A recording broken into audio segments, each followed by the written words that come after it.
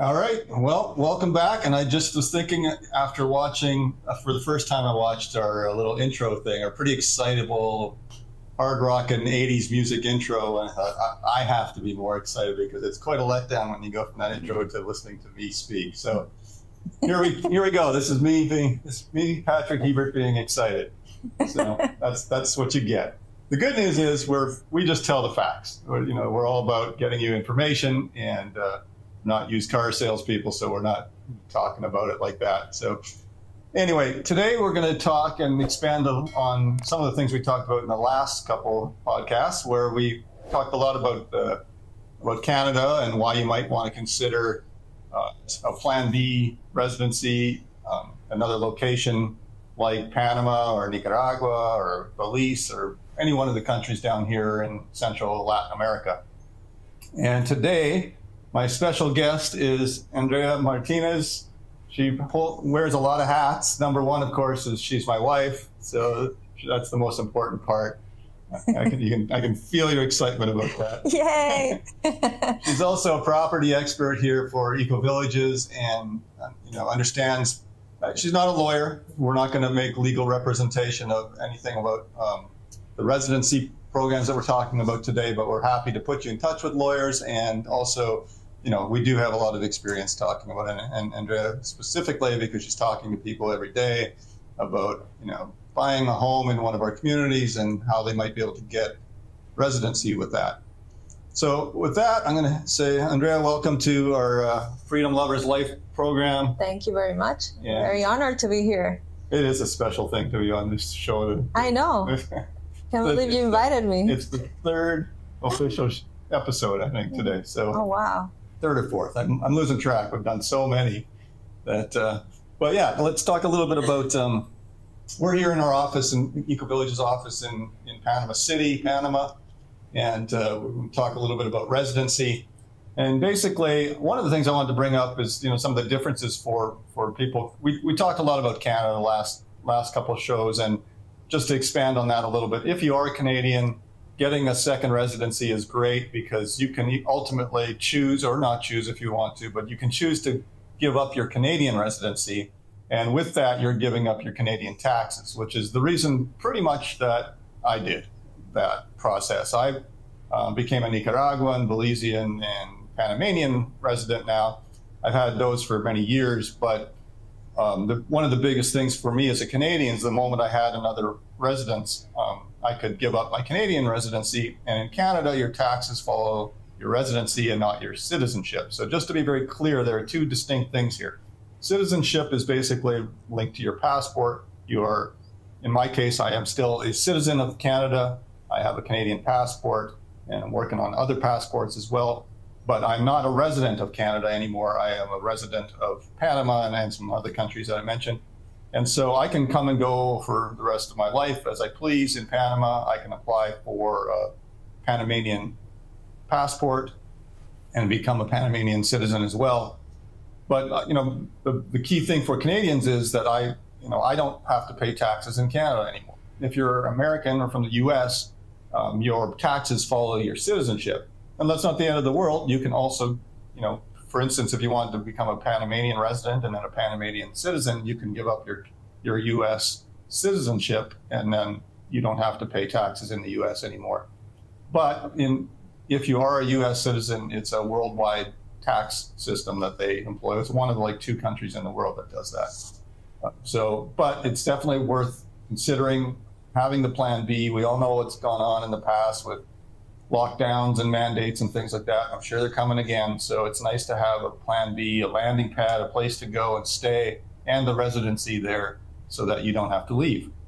So with that, I'm going to ask Andrea to talk a little bit about, there's different levels of residency, in Panama. We'll talk about Panama mostly today. And maybe you can elaborate a little bit on that. Yeah, so I talk a lot with clients from different parts of the world. Before, we had mostly clients from Canada and the United States, but we're also having clients that are from Europe, from Australia, especially after COVID. And they mostly are looking for an investment outside their countries or Plan B. And in that way also they want to have a residency, right? To know that they can go into that country and live as long as they want or even work there. So the two residencies that I usually recommend, of course, I then send them to the lawyer, so the lawyer can give them more important information. But the ones that are the most popular are the Friendly Nations and the Golden Visa, right? The Friendly Nations is the one that has been the most popular since like before August 2021 when it changed, but it was like 9 years very popular. You can apply only by having a $5,000 deposit in a bank, and with that you were able to apply for the residency. But then after August 2021 it changed, and there were 3 ways that you can apply for that one, right? Like at the moment currently. One is to invest in real estate. The minimum investment is $200,000, and the other one could be investing in stock, or also having a bank account, but also investing $200,000, or have work in the country, work for a Panamanian company and have a salary of $1,000 a month. That would be the three things that you would need to apply for it.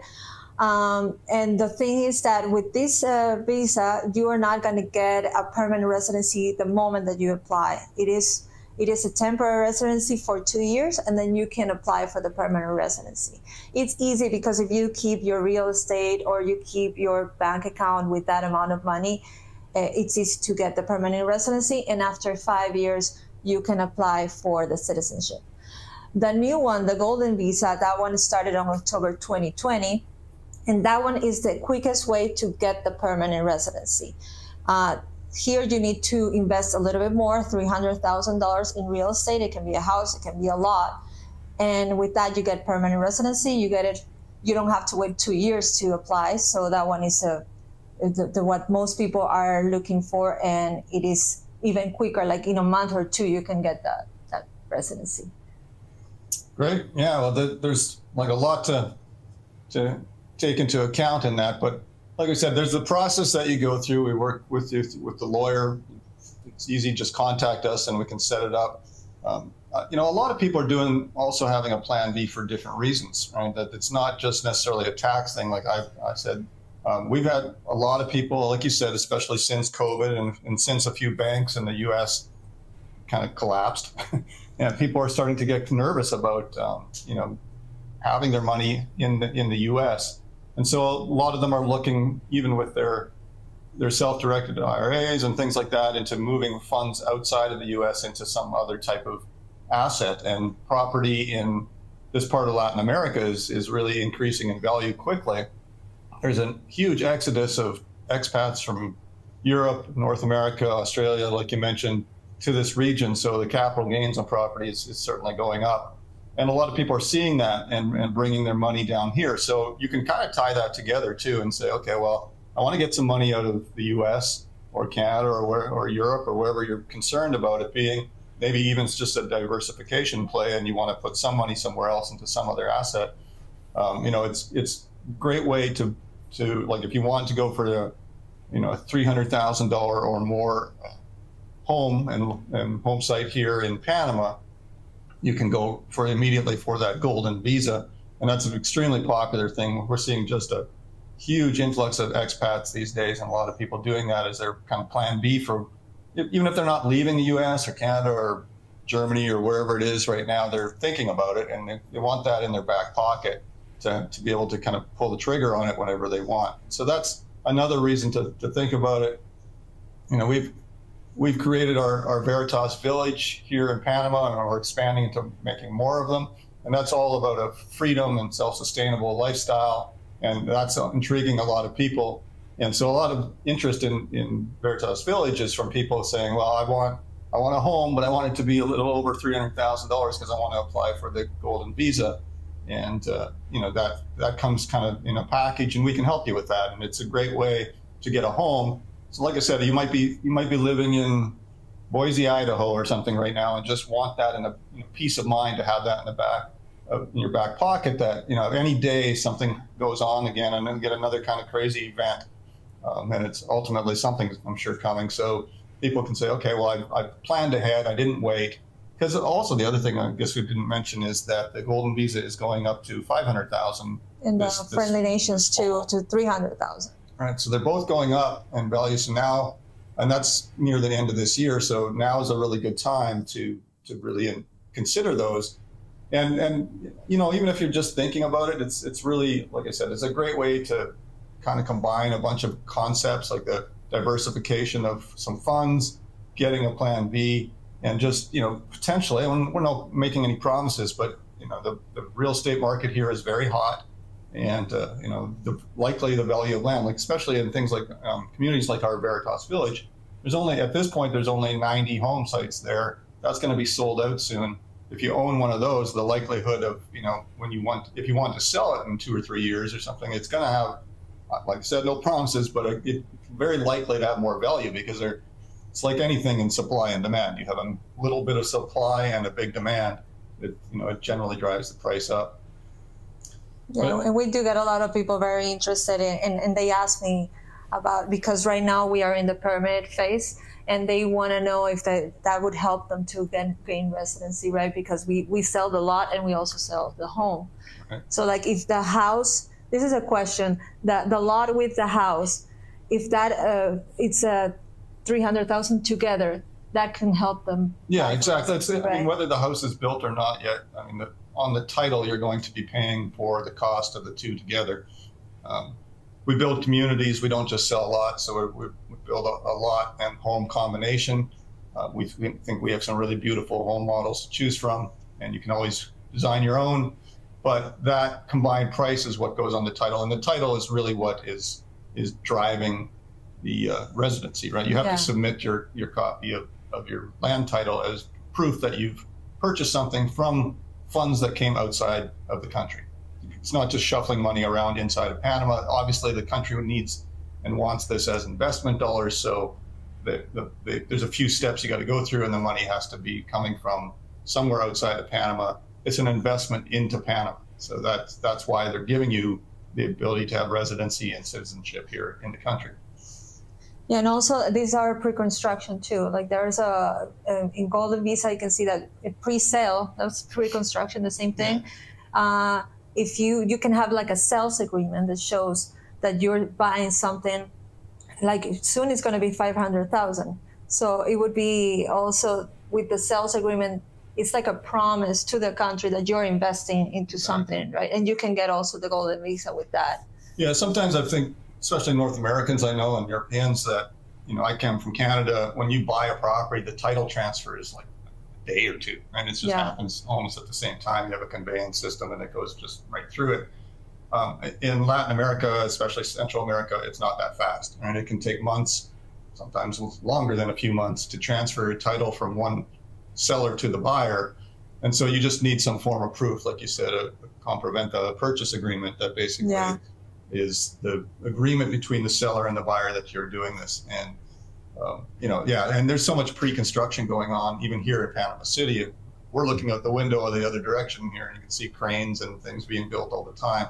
So people are buying that, and, you know, it's another option. So, yeah, I think it's a great plan B. You know, to compare some of the other countries too. Like, we're talking about Panama right now. We have Veritas Village here. We have Playa Pacifica community in Nicaragua. Nicaragua is another great country to have a plan B, and it's less expensive. It's a 30,000. They're saying 35 now is kind of the bottom end, but 35,000 versus 200,000 or 300,000 in Panama. You know, it's much less expensive to get into, but you can't use a home to do it. So we have an agroforest a property, a farm where we grow teak and avocado, and that falls within the categories of things that allow you to apply for residency. So you can welcome to talk to us about that as well. In Honduras, it's 50,000. Yeah. So a little bit more than Nicaragua, but quite a bit less than Panama. Again, so if you can buy a home in Honduras and use it as your residency application investment. And so, you know, you buy a home at our Reef community. They started around $120,000 or so for a home. So that's over 50. So that gets you a home and the ability to apply for residency. in Honduras. Yeah, that's the difference between Nicaragua and Panama, for example. In Nicaragua, you do need to prove that you have a business in the country, that you have workers that are from Nicaragua, right? But here in Panama, if you buy a house, it doesn't need to be a business. You can apply for residency. It's just that, of course, the minimum in Nicaragua for this type of investment in a business is $30,000. That's why we made the agroforestry. But we also have a community in Nicaragua. So many people that have invested in agroforestry, they also want to apply for a home, because if you're getting a residency in a country, you also need to have a place where you can go. And they also know that that home can be used as a rental. So they can rent out, get proceeds from the home, and also wait for the proceeds of the trees, right? The avocado and the teak. Teak takes longer to get proceeds from. Avocado is about 4 years, but teak takes like 9 years with the trimmings, right? And the big trim, you say trim, is on the 25th year. So harvest. Yeah, the harvest, exactly. So with a house in Nicaragua, getting proceeds there, getting rentals, you can get some income, get your residency, and also have your business in the country. So those are and we've purposely combined. We've made combination discounts. If you buy a parcel at the agroforestry farm and one of the homes, then we give you kind of a better. We do combos, the MIC deal, right, of home and agroforestry parcel, because we know what people are looking for, right? They want a landing pad, that home to go to, and the rental revenue from it in the meantime. And these communities that we have are great places to rent a home and can have a good rental return. And we have property management in each community that we own. We have property management companies, so they take care of your rentals, of your home, of your inventory. They're in constant communication with you, so you know that you don't have to worry to rent your home and see who is going to take care of it while you're not there. The rental property management is going to be there and take care of it. Yeah, it's really a turnkey system, right? If you want a home, and the same with the agroforest, right? We have farm workers there that are taking care of the trees every day and making sure the irrigation systems and everything are all working. So you don't have to be there to do it. You just need to enjoy the concept and have it taken care of for you. So it's very, very turnkey. I wish a couple decades ago when I came down, I'd A, known all this stuff, and B, had thought of it so that I could have also done it. It took me a long time and a lot of work to get through all these processes. But now we're kind of here to help you do that, and very, very willing to do so. And a lot of people that are kind of like-minded, that are thinking about, well, do I trust what the governments are going to do next? Is the banking system really safe in the U.S. and all these things? And we're in the same kind of mindset. So it's the reason that we're down here. So we'd also like to have you as neighbors in our communities. We have a home in each one of the communities that we have designed and developed, and we love the kind of digital nomad lifestyle of going between these places, and spending time on the Pacific coast, and then going to the Caribbean, and then into the the highlands of Panama, and enjoying all those different types of climates and scenery and everything. So it's something to think about. And with the costs of the homes being quite low, especially in countries like Nicaragua, Honduras, where they're under $150,000, you can get a home.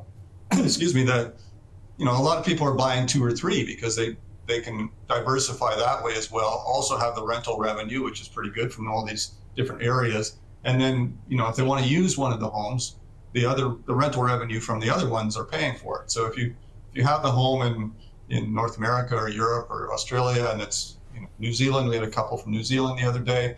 They're selling their home there and moving to Panama, to Veritas Village. And what they're able to get for their home in New Zealand gets them a mansion here in Panama. So they're pretty excited about that and going through all this residency process as well.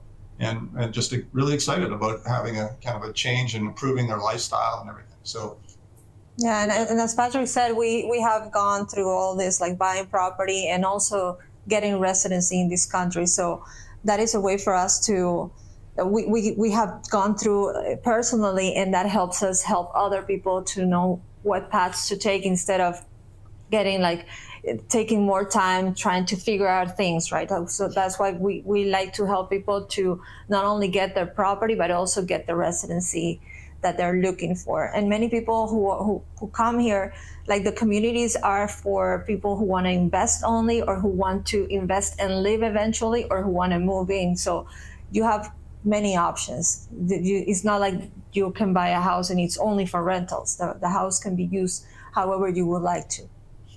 Yeah, I mean, it's really a benefit to work, and we work with lawyers that are specialists in title transfers and residency, so they know exactly what they're doing. They've done thousands of them before.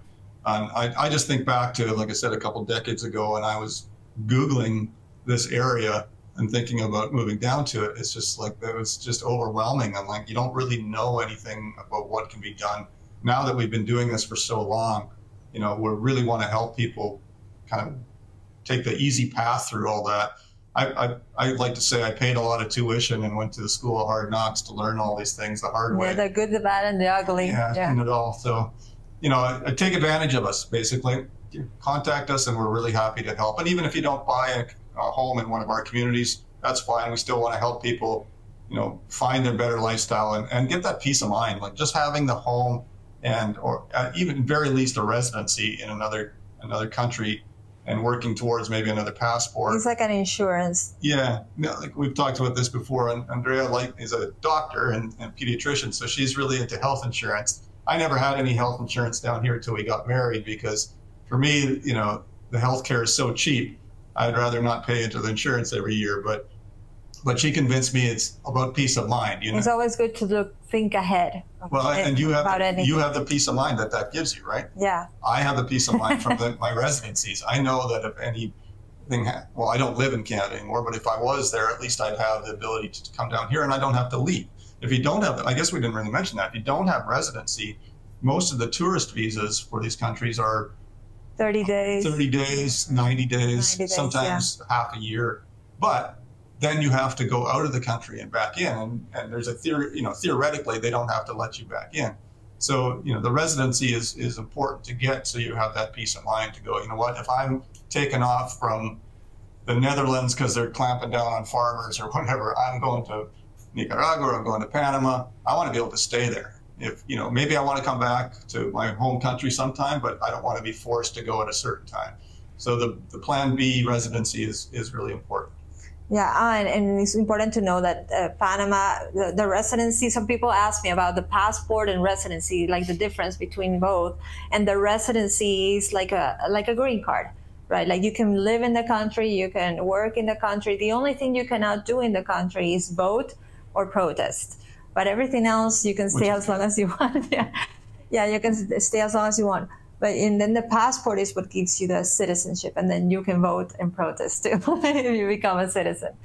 Yeah, passports down here are generally pretty good in terms of, you know, being able to travel. Like I said, I'm working on other passports than my Canadian one, but you know, obviously if you can keep your Canadian one, and like again for Canada, we have that advantage, right? You can get rid of your taxes just based on your residency.